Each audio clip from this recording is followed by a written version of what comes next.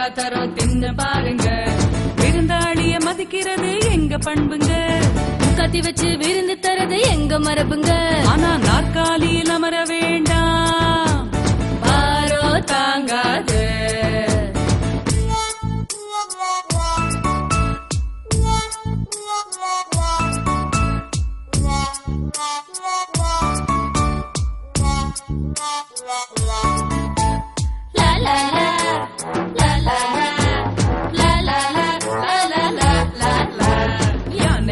யானை யாரை எங்கே போறீங்க?